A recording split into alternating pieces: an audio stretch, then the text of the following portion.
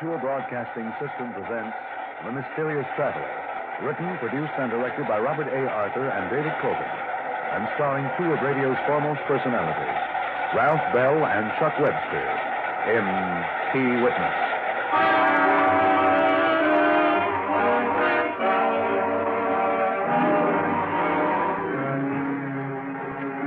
This is the Mysterious Traveler, inviting you to join me on another journey into the realm of the strange and the terrifying. I hope you will enjoy the trip. It will thrill you a little and chill you a little. So settle back, get a good grip on your nerves, and be comfortable, if you can, as we watch an underworld syndicate and the government go in desperate search for the same man. It's the story I call Key Witness.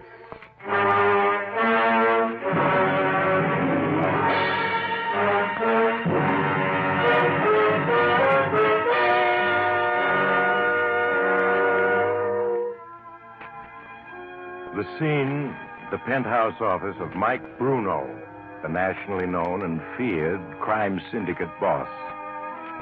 Bruno, a tall, ruggedly built man in his 40s, paces back and forth as his head accountant, Oliver Smith, turns the pages of a ledger, reading the figures before him.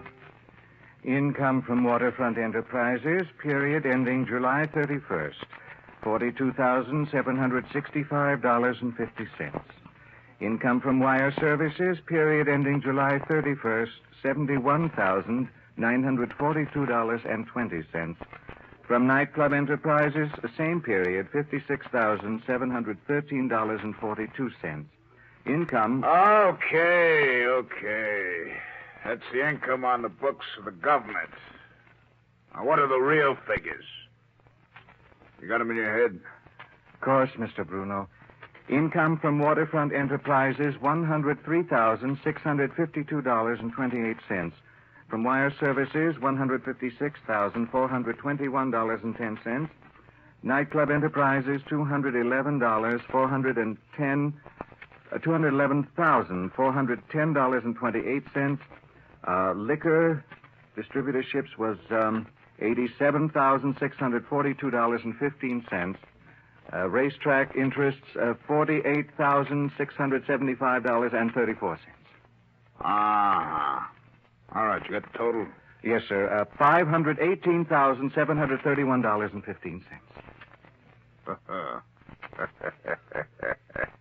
I sure got a hand of the Oliver. You and that photographic memory of yours. It's a lucky day when we got together. Be 5 years tomorrow, sir. 5 years tomorrow, huh? And in all that time, you've never forgotten a fact or a figure. Yes, Sir Oliver. The T-men can search high and low. They'll never catch me with a set of books showing the real take. Because it's all in your head. Huh, Oliver? Yes, sir. Yeah, come in. Ah, hello, Frank. Come on in, come on. Boss, I gotta talk to you, alone. Yeah, all right. Oliver, I'll call you when I need you. Yes, sir. I'll be in my office. You look worried. What's the matter? Let's have it. I just got word from the big boy. Treasury men are going after you. Is it winter dressing, or do they really mean it? They really mean it. But with all the headlines in the papers, they'll have to make a cleanup. And you're it. Can't the big boy stop him? No. This is too big even for him. And, he says you're on your own. That's nice. Where's it coming? The T-men will be here tomorrow morning to seize your books. Don't waste any time, do they? Tomorrow morning, huh? Bruno, what are the chances of the books standing up under a real investigation? Maybe yes, maybe no. The books don't satisfy him. They start questioning Oliver. Yeah. Well, what are you going to do? I gotta think.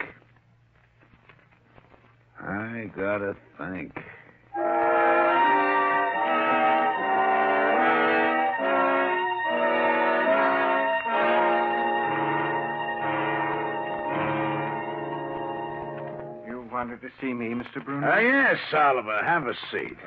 Yes, sir. Now, look, I've just gotten word that the T-men are going to look at our books. What? Tomorrow morning, they're coming to get them. But you've always assured me they'd never look at our books. Things have changed. You read the papers. They're looking for a fall guy. Me. And the boss has a way figured out to beat the rap.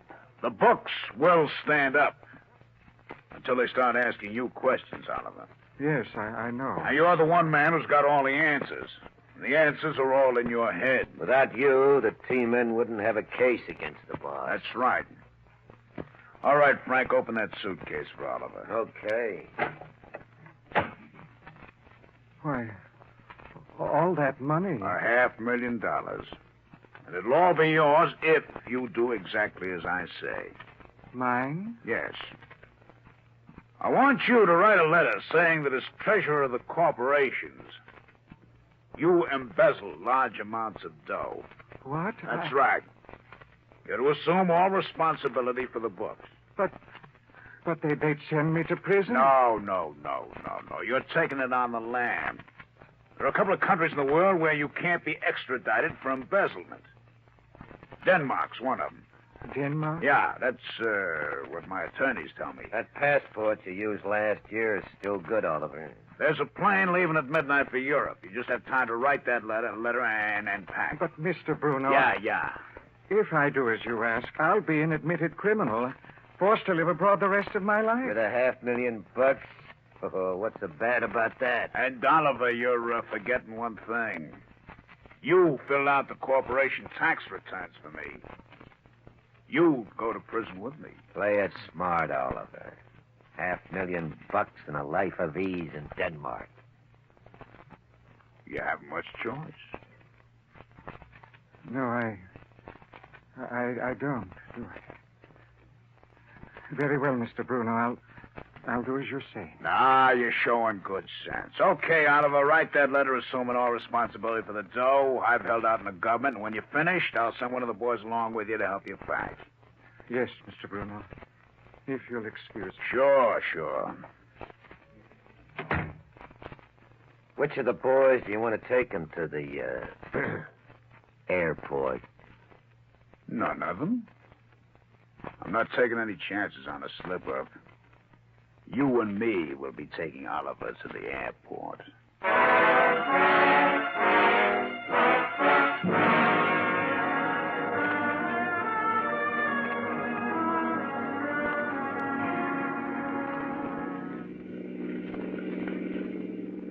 Mr. Bruno. Yeah.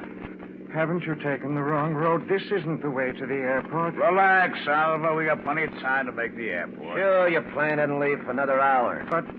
But we're going in the opposite direction of the airport. Why, at this rate... All right, shut up.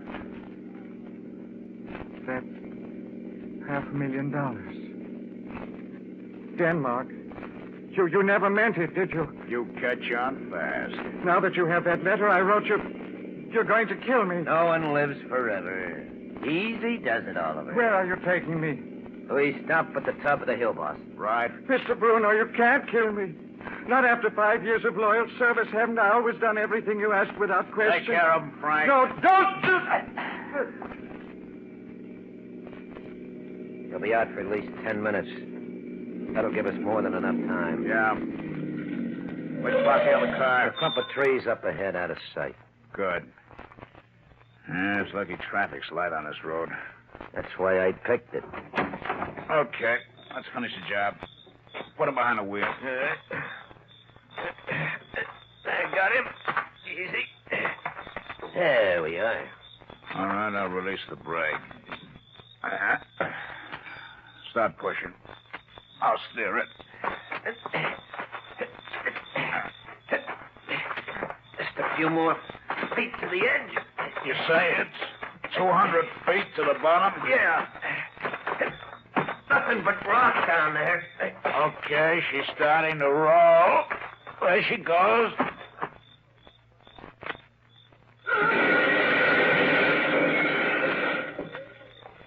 Hear that? Yeah. But we're going down to the wreck to make sure. I'm not taking any chances. Come on.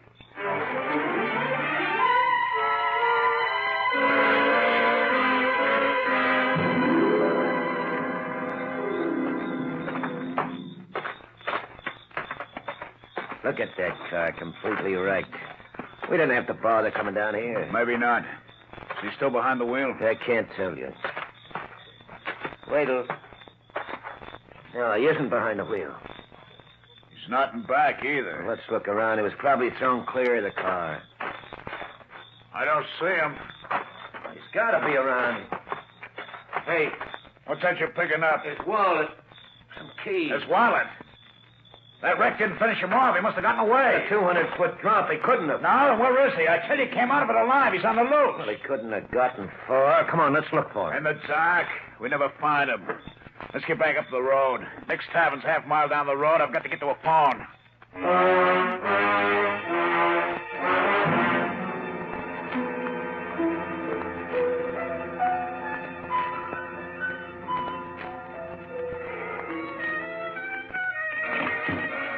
I've read him. Give me Waverly 6678. That's right. Bruno, what are you doing? You gonna round up some of the boys? Yeah, that's right. Hello, Mac. The boss. Yeah. Now listen closely. I don't want any slip-ups. I'm at Nick's Tavern on Highway 37A. Yeah. I round up half a dozen of the boys in a hurry. Send a couple of them to Meadville and Lewistown, both on 37A. That's right. Have a couple of more boys drive along 37A between Meadville and Lewistown, yeah. I'd had to pick up Oliver Smith. You heard it right the first time. There'll be a 10 grand reward to the guys who find him. Yeah. I'll get the boys on it, but fast. We gotta get him, Frank. If he ever gets to the police... Oh, the odds are all in our favor. Probably pretty badly hurt, wandering around in a daze. Why, for all we know, he might have crawled a few hundred yards and died in the underbrush. Yeah, well, that's what I'm hoping. Oliver hasn't any money or moxie.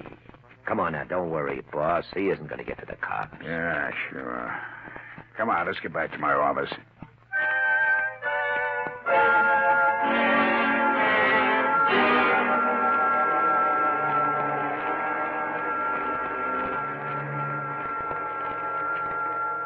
What time do you got, Frank? The time? A few minutes after 9. They've had since midnight to find him. 9 hours. Not a trace of him. Hey, maybe they found him. Hello? Yeah, Mac? No sign of him, huh? Give me that phone. Mac.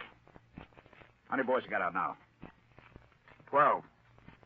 You can't even find one broken down accountant? Have you searched for the woods, the underbrush? Well, all right, do it again. Tell the boys the reward has been up to 25 grand. Yeah, that's right, 25 grand. Oh, will you relax, boss? Will you just take it easy? Take it easy, take it easy. You know what it means if Oliver spills to the feds? Yeah. Oh, I say. Have him come in. It's George Tonelli of the Treasury Department. How are you, Mr. Tonelli? Come on in. Thank you, Bruno. This is my associate, Frank Stevens. Hello? How do you do? Bruno, I have an order here empowering me to seize the books of all your corporations. What for? I pay all my taxes. The Treasury Department just wants to double check. Make sure. Well, that's the way you want it. Okay, you can have the books. I got nothing to hide. Good. Where's your head accountant? Oliver Smith. Oh, he's out of town for a few days, Mr. Tonelli. Personal business of some sort. He should be back by Friday. I want to talk to him. After we'd gone over the books. Oh, yeah, sure, I understand. Miss Daniels, will you see to it that Mr. Tonelli's given all the books of our various corporations? That's right. All right, Mr. Tonelli. They'll be given to you on your way out. Oh, thanks, Bruno. Oh, by the way, I heard a police flash over my radio while I was driving here. Seems a car registered in your name was found wrecked off Highway 37A. One of my cars? Yes, didn't you know about it? No. Well, after all, I got 6 cars. One of my employees must have taken it without my permission. Or it may have been stolen. Was anyone found in it? Well, I'm sure we haven't met before. No, but I recognized you from your picture. Sit down. Thank you. Yes, like I always say, for more cops like you, we'd have nothing to worry about. I've been following your career for years. How did you like the crane case? I don't think I remember that one. Oh, you must. Their plant was held up back in 1946. As I recall, the bandits got away with $90,000. That was a lot of money in those days. It still is. At any rate, a Freddie King was apprehended. Freddie King, huh? Yes. Would you like to know what happened to him? I can hardly wait. He pleaded guilty and was sentenced from 5 to 10. Now, he might have done better had he been willing to divulge who his Confederates were or the whereabouts of the loot. Well, what did happen to it? Well, that's where you come in. I suspect you wound up with the proceeds of that robbery. Me? You and Ben Benton. Then when Freddie got out, you gave him his share. In lead. Lead? Oh, didn't you hear? He's dead. Not good old Freddie. Why, you're all broken up, aren't you? Sure. He was a wonderful boy. Of course, I only know him casually. Well, at that, I'm doing better with you than I did with Benton. He denied even knowing Freddie. Benton said he don't know Freddie? He's a liar. But not you. No, you Hello. Boss, this is Frenchie. Yeah, Frenchie, anything new? You still offering 25 G's for Oliver Smith? You find him? What about the 25 G's? You'll get it. Do you know where Oliver is? Yeah, I found his hideout. I'm calling from a drugstore in Meadville. Corner of Main and Vine. Corner of Main and Vine. Sit tight, Frenchie. We'll be there in an hour.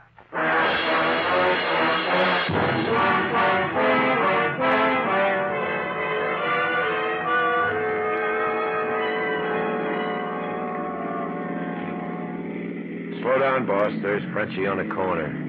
Yeah, I see him. Get in, Frenchie. Sure, boss. All right, what's the story? Smith is here in town. He's locked up in the town jail. What? The cops have him? Yes and no. Come on, spill it. The local jail is a dump, 4 cells. Just on a hunch, I looked in. There's 2 guys in there. One is a broken-down bum. The other, Oliver Smith, looking like a bum himself. And I done some nosing him around. Smith was arrested for vagrancy. Arrested for vagrancy? Under what name? Haven't been able to find out. Don't you get it, Frank? Oliver's in there under a phony name. He's laying low so that neither the feds or we can find him. After he's done 10 or 20 days of vagrancy, he'll try to disappear in act. Yeah, that must be it. If they'd given his right name, there'd be feds all over the place. All right, Frenchie. You say there's just Smith and some old bum in the lockup, huh? That's right, boss. Point the way, Frenchie. We're driving over that jail.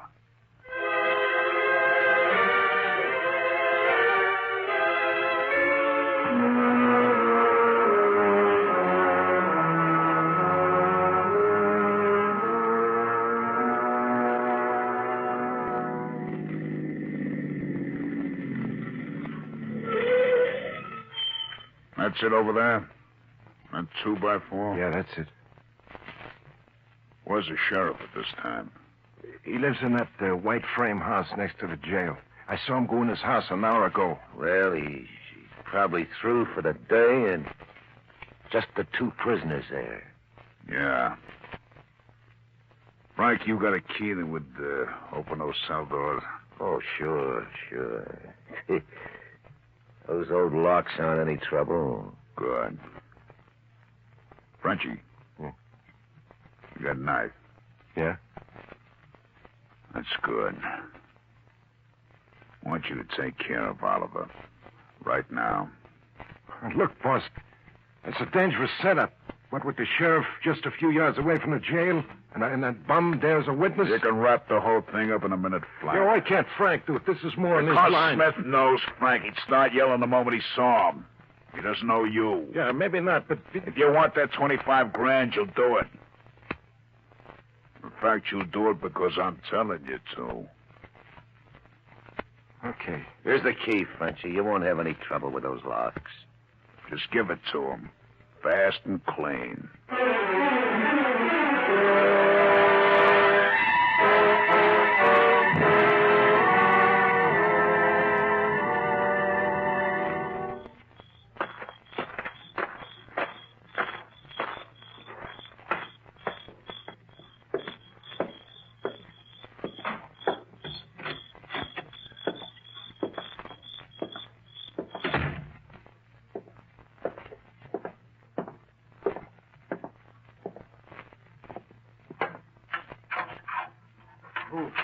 Who are you? I'm the sheriff's assistant. He told me to bring you over to the house. The sheriff doesn't have an assistant, fella. Shut up, you bum. You say the sheriff? What? A knife? Yeah, a knife.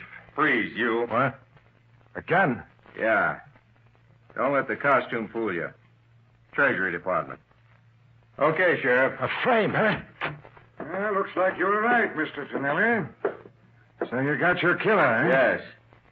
Throw this guy into a cell, Sheriff, after you've taken that key from him. I'll be right back.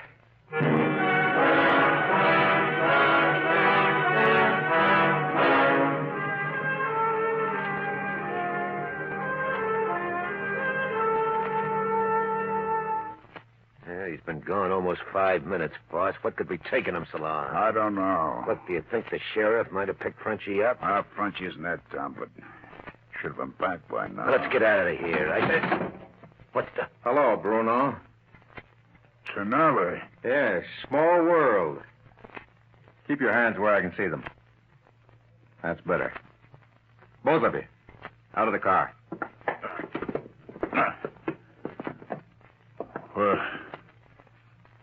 Where are you taking us? I want you to meet an old friend. Come on.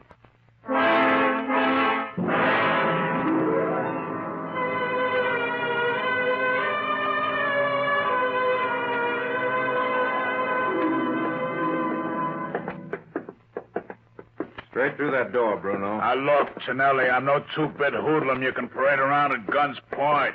I want to call my attorneys. Now, no one's going to deny you your legal rights. Here's the gunman you sent in to kill Oliver Smith. Right, Frenchie? I don't know what you're talking about. Smith's an old friend of mine. I just dropped in to see him. Sure. With a 6-inch knife. Take a look, Bruno. There's Smith in his cell. See him? Yeah. I see him. And he sees me. It's no use trying to throw a scare into him, Bruno. Smith has already made a statement. He's now in protective custody. Mr. Tonelli figured you'd come looking for Smith. Yes, and my hunch was right. Can we use your office, Sheriff? Yeah, sure thing. This way. Take a seat, Bruno. You too, Stevens. Close the door, Sheriff. Right. Bruno, I've got your fall guy, Oliver Smith, who's made a complete statement. On that alone, I could send you up for 20 years. Yeah? I got pretty good attorneys. Yes, but not good enough to overcome Smith's testimony. In addition, I could get you on an attempted murder charge. I have a hunch your friend Frenchie will sing. Now, look, I want to call my attorneys. However, I'm willing to make a deal with you. Deal? Yeah. If the government has to go to trial with you, it'll cost $500,000 to convict you. And a great deal of time. However, if you pleaded guilty, saved the government time and money, I think the court would go easy on you. How easy? Well, you'd have to pay the tax penalties, of course, and do 10 years. 7 with good behavior. I don't know. If you're smart, you'll plead guilty. You know that with Oliver Smith's statement and testimony on the stand, the government couldn't lose. I've got to think it over. There's no time. It's either yes or no. Now make up your mind.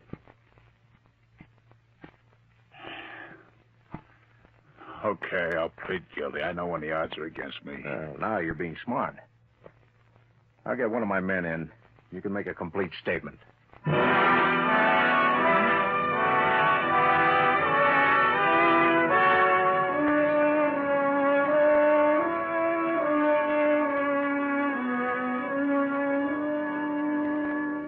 All right, Bruno. You've read your statement over. Sign here. Now, look, if I sign, you guarantee the limit will be 10 years. You have my word. Okay. That does it. Hey, Sheriff, you bring in Oliver Smith. I'll be taking him back to the city with me. Sure, Mr. Snelly. When did you find Smith? The sheriff picked him up at 6 this morning, after the accident. He was wandering along Main Street. Did he tell the sheriff who he was? No. Here's Smith now, Mr. Snelly. Thank you. As a matter of fact, Bruno, Smith couldn't have told the sheriff who he was, even if he wanted to. What do you mean? When the sheriff picked Smith up and questioned him, Smith couldn't answer. Couldn't answer. That's right. The sheriff called in a doctor. An examination revealed that Smith had amnesia. Amnesia? Yes. He got it from a severe head blow he suffered in the accident. It's a case of complete amnesia. But if he's got amnesia, that means he doesn't remember anything of the past. He couldn't have made a statement to you or testified against me. No, he couldn't. And without Smith's testimony, we had no case. That build-up you gave me, it was a bluff, a lie. Yes. But justice has been served.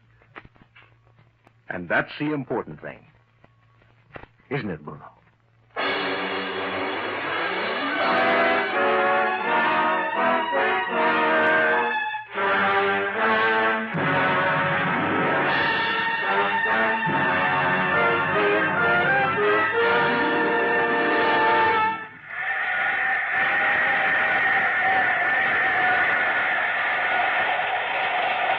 This is the mysterious traveler again.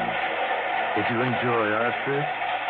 Poor Mike Bruno. It seems some days nothing you do turns out well. How was he to know that Oliver Smith was a victim of amnesia? Some people simply will die easily. Well, poor Mike is now doing 10 years at a federal prison. As for Oliver Smith, well, to date he hasn't any part of his memory back, and he never may. Which reminds me of another story. It concerns a young and enterprising undertaker who developed the unique idea of soliciting customers before they were dead. As a matter of fact, he... Oh, you have to get off here. I'm sorry. I'm sure we'll meet again. I take this same train every week at this same time.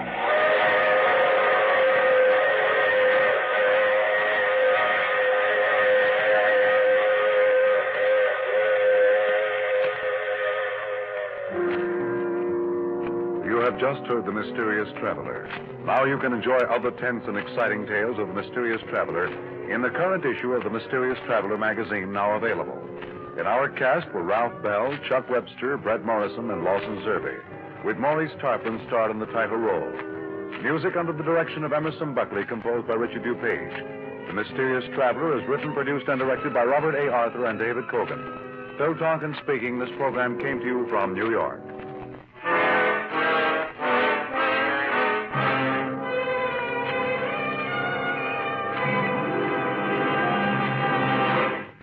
Do you like stories of mystery, of eerie adventure, of things dark and unseen, stay tuned to Mutual every weekday evening and join the I Love a Mystery listeners. You're sure to love I Love a Mystery. This is the Mutual Broadcasting System.